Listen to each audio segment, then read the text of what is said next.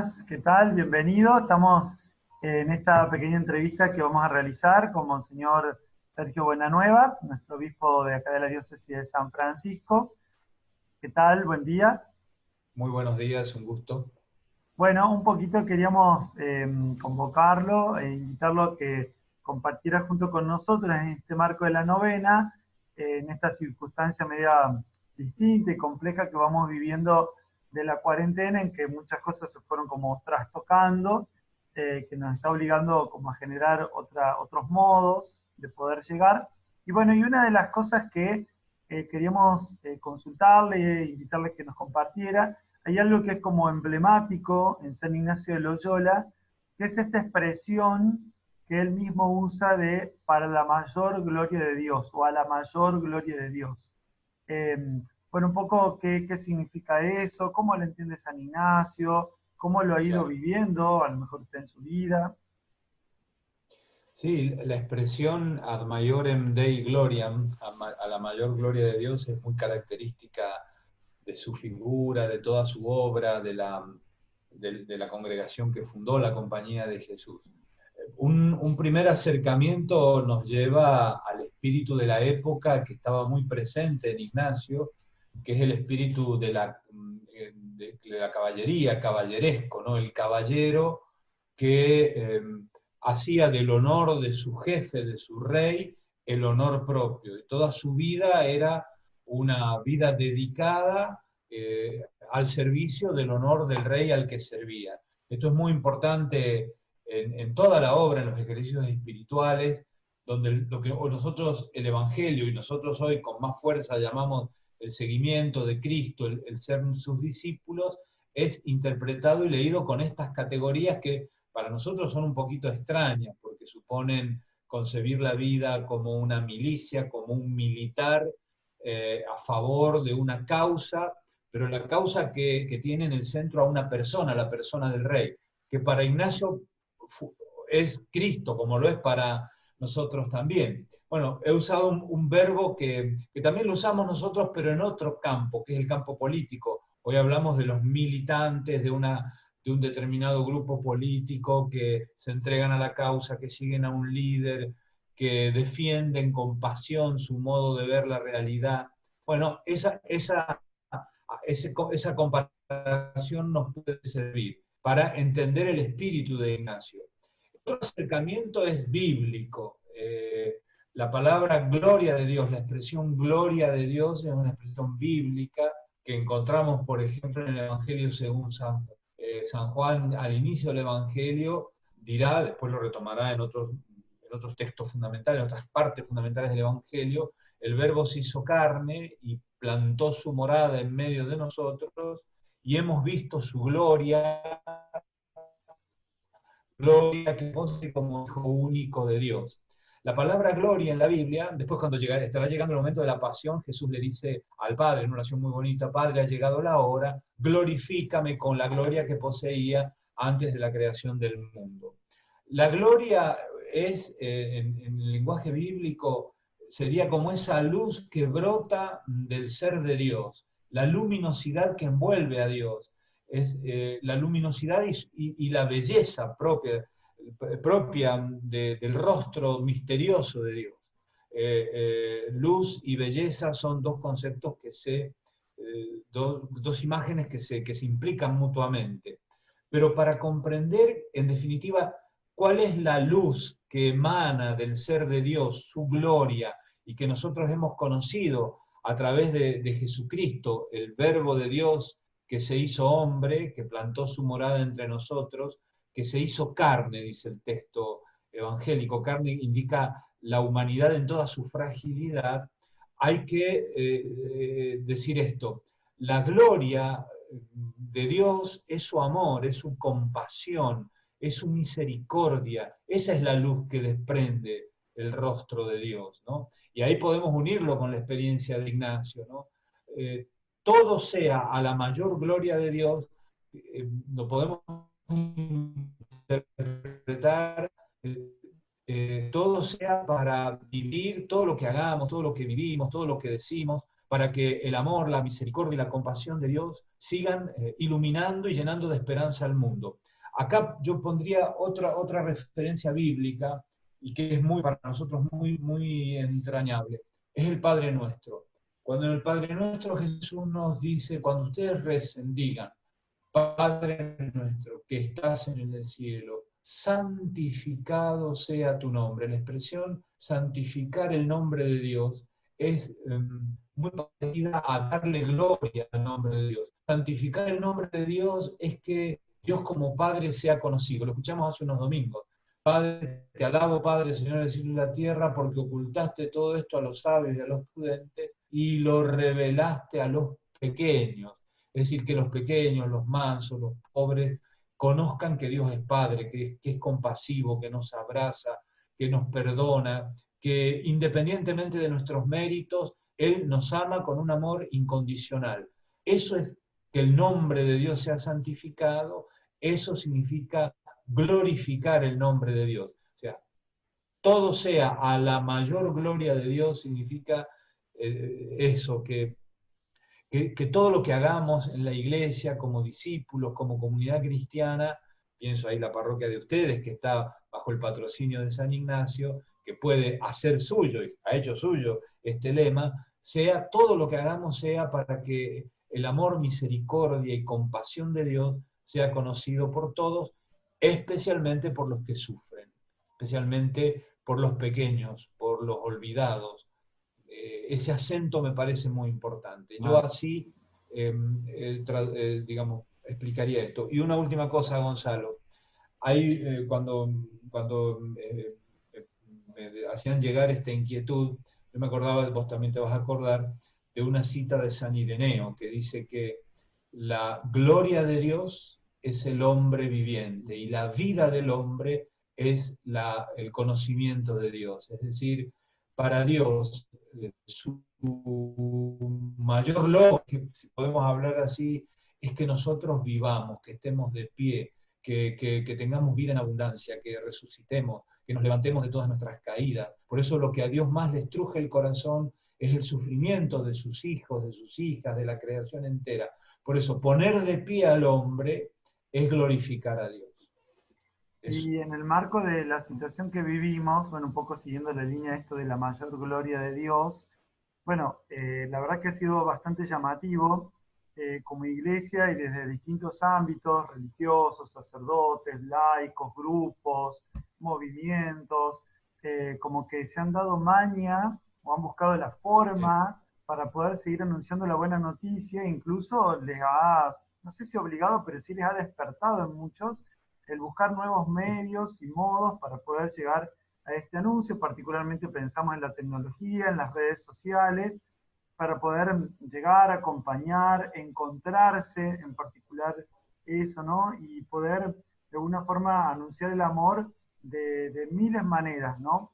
Pensamos particularmente en algunos grupos, pero también ha sido llamativo en algunas edades, tanto los más grandes como también los más pequeños, ¿no?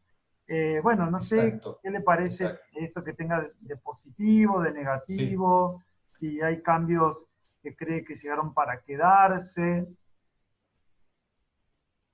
Sí. Bueno, muchos están señalando, y yo lo he dicho y lo repito, que la emergencia sanitaria, la pandemia, ha acelerado procesos en todos los ámbitos de la vida humana, de todos, económicos, políticos, sociales, culturales y también religiosos.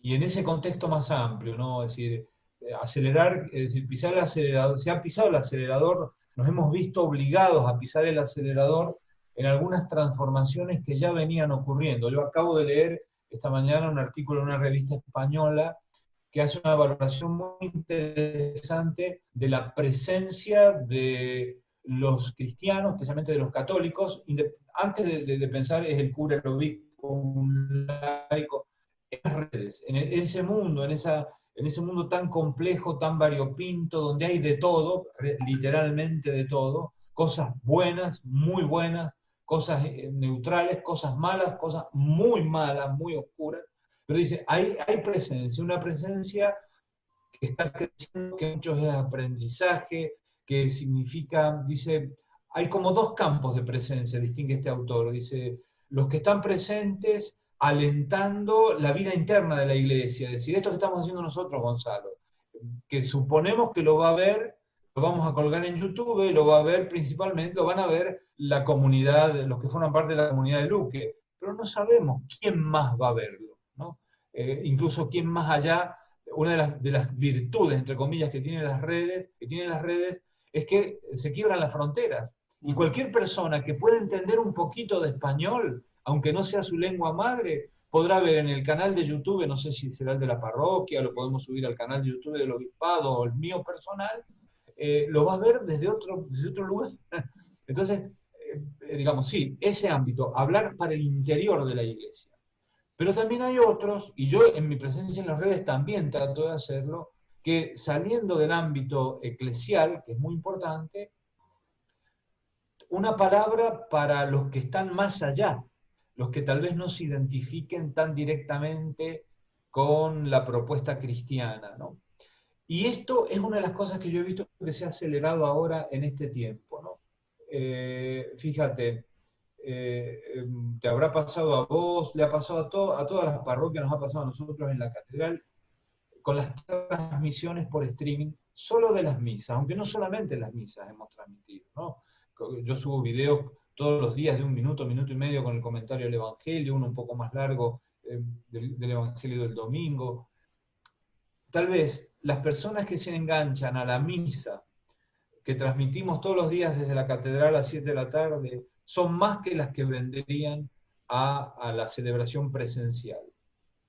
Pero no solo son más numéricamente, también personas que tal vez no se sienten de ir a misa por alguna razón, ante esta emergencia sanitaria que nos ha removido el piso a todos, en cuestiones muy importantes de la vida, bueno, en algún momento también se han sentido de sentarse a ver la misa. Acabo de hablar con una persona que me dice, una persona que tiene más de 70 años, dice, yo no tengo tiempo porque trabajo de ver la misa a las 7. A las 10 de la noche, cuando estoy tranquilo en mi casa, me siento, busco en el Facebook del obispado y participo de la misa que se celebró a las 7 de la tarde. Es decir, yo me he acordado mucho, te acordarás vos de aquella escena de los Hechos de los Apóstoles, cuando se desata la primera gran persecución en Jerusalén, que los apóstoles se quedan, pero la mayoría se dispersa. Y esa dispersión hace que el Evangelio empiece a ser predicado en otras localidades. Es decir, hubo una situación de fuerza mayor que obligó a que las personas se fueran y eso significó que el Evangelio comenzara a difundirse. Yo creo que hoy pasa algo similar. Esta situación nos ha obligado a probar otros caminos donde ya circulaba el Evangelio, como son las redes, pero ahora circula de un modo mucho más intenso, y eso me parece muy bueno, ¿no? Por eso creo que tenemos que aceptar que la Iglesia viene viviendo un proceso de transformación histórico, de su presencia histórica. Yo le decía a un periodista hace unos días que salió la entrevista, digo, la Catedral de San Francisco tiene lugar para 1.500 personas sentadas. Yo no sé si la vamos a llenar de vuelta. Puede que sí, en alguna situación extraordinaria. Pero eso no significa que eso sea una pérdida. Hay una transformación de la figura histórica de la Iglesia porque la sociedad se está transformando y el cristianismo, Gonzalo, tiene en su ADN una cosa muy, muy, muy buena, una enorme capacidad de adaptación. Yo te digo, ya mencioné, ya lo dije antes cuando cité el prólogo de San Juan. Sí, lo de la encarnación, el dogma, ¿no? Esta dinámica encarnacionista que va como tomando formas de acuerdo sí, al caminar del hombre. pero lo que se encarna, eso está bien, ese es el segundo elemento que yo menciono siempre cuando hablo de este tema. Lo que se encarna es la palabra, el verbo, es decir, el cristianismo tiene una pasión comunicativa. Entonces, digamos, se cerrarán un montón de puertas, pero por una rendija va a salir. Va a salir, el Evangelio cunde, el Evangelio es palabra que incluso más allá de nuestras capacidades, además porque nosotros creemos que el Evangelio tiene la potencia del Espíritu, También en los Hechos de los Apóstoles se narra aquella escena en que Pedro está encarcelado por el rey Herodes y una noche aparece un ángel y le dice, va, levantate, y Pedro en medio así entre dormido, dice, de repente se encontró sin cadenas y fuera de la cárcel y las puertas estaban todavía cerradas, es decir, no se pueden cerrar las puertas al Evangelio. Sí, se puede pretender cerrar la puerta al Evangelio, pero el Evangelio de alguna manera se las arregla, digamos. Esa pasión comunicativa nos habita a los cristianos. Creo que muchos, y gracias a Dios muchos laicos están descubriendo esto, no ahora, lo venían descubriendo, creo que esto es una de las cosas que se ha acelerado y que creo que es muy buena, ¿no? Claro.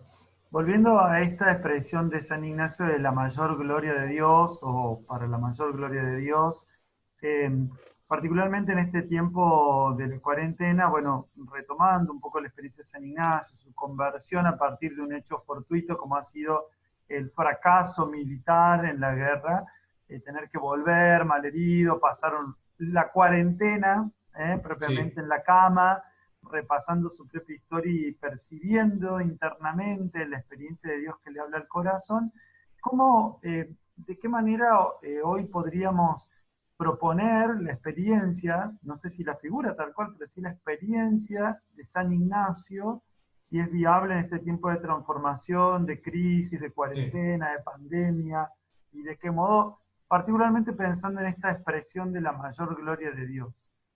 sí. Mira, hay un rasgo de la personalidad de Ignacio que lo hace muy cercano a nosotros, porque Ignacio pertenece a aquella generación de discípulos de Jesús, de cristianos, de santos, que están en el origen de lo que llamamos la modernidad, es decir, que no obstante el paso del tiempo y que esto se está transformando también, hay un punto, hay un de Ignacio y de sus compañeros, Juan de la Cruz, Juan de Ávila, bueno, que, que, que lo comprendemos muy bien. Es la capacidad de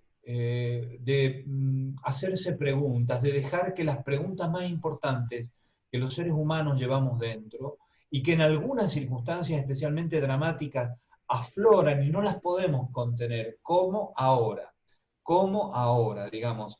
Fíjate, muchos de nosotros, tal vez los que estamos llegando a los 60 años, es decir, podríamos ya decir, entrar en la zona de riesgo. Esta mañana temprano hablaba con dos señoras que tienen más de 60 años.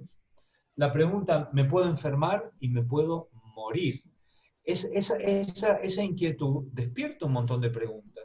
¿Qué he hecho con mi vida? ¿Qué voy a dejar? ¿Qué va a pasar conmigo? ¿Qué hago? ¿Qué hago si me enfermo? Bueno, si has seguido o han seguido los que nos están escuchando, viendo la crisis que ha despertado el coronavirus, por ejemplo en España, en Italia, muchos de nosotros tenemos parientes conocidos en esos lugares que nos han ido contando lo que pasaba, las inquietudes que se despertaban. Bueno, parece que podemos percibir ese rasgo de Ignacio que para mí es muy importante. Yo estoy pensando incluso para el Evangelio del domingo que viene, que es el trigo y la cizaña que crecen juntos, ¿no? Digo, Jesús sigue sembrando, pero también hay otros que siembran otras cosas. Ahora, ¿qué nos hace disponibles para coger la buena semilla? Creo que uno de esos rasgos es este que estoy comentando. La capacidad de no ahogar las preguntas más importantes que los seres humanos llevamos dentro. ¿Quién soy yo? ¿Qué estoy haciendo de mi vida? Soy el obispo. No, sí, está bien, soy el obispo, pero antes soy un hombre que tiene sus ilusiones, que tiene sus deseos, que tiene sus experiencias de fracaso, de límite, de cosas que no logra controlar, que se te escapan de las manos. Si nosotros logramos, sí, desde la fe, o sea, delante de Dios, delante de Cristo, eso le pasó a Ignacio.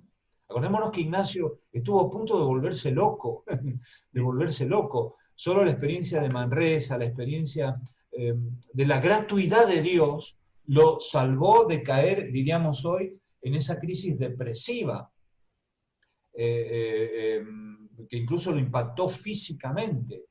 Es decir, frente a Cristo, la capacidad de hacernos estas preguntas. Por eso en los ejercicios espirituales, Ignacio te manda a revisar tu vida, sí, pero a terminar con tu vida hablando con Jesús o con la Virgen, los famosos coloquios con los que terminan estas meditaciones.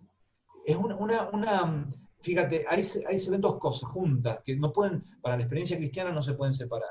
Es la capacidad de preguntarnos, de sacar a la luz lo que somos, pero de llevarle esas preguntas a Dios. Es por otro lado lo que hacen los salmos, ¿no? Yo ya lo he dicho varias veces, yo soy un fanático de los salmos y le agradezco en toda la vida a Dios que alguien me haya puesto siendo adolescente en los salmos en las manos y me haya enseñado a rezar con los salmos. Porque los salmos tienen esa dinámica.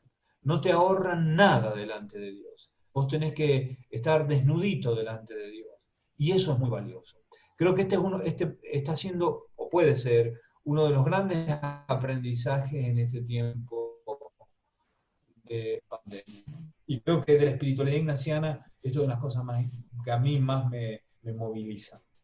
Bueno, le agradecemos entonces este tiempo que hemos compartido, un poco metiéndonos en la experiencia más profunda de la novena, de la vida de San Ignacio, esta expresión a la mayor gloria de Dios, sabemos que es como central en la experiencia ignaciana y en la espiritualidad cristiana en realidad, porque trae el trasfondo de eso. Y bueno, le agradecemos el aporte grande para este tiempo de novena, así como decíamos, en cuarentena, improvisando algunos otros modos de poder llegar, acompañar, estar presente, encontrarnos y salir con la buena noticia al encuentro de los demás, ¿no? Así que bueno, le invito a que podamos juntos invocar a San Ignacio, pedir su protección y también la experiencia de poder discernir junto con él. San Ignacio de Loyola ruega por nosotros.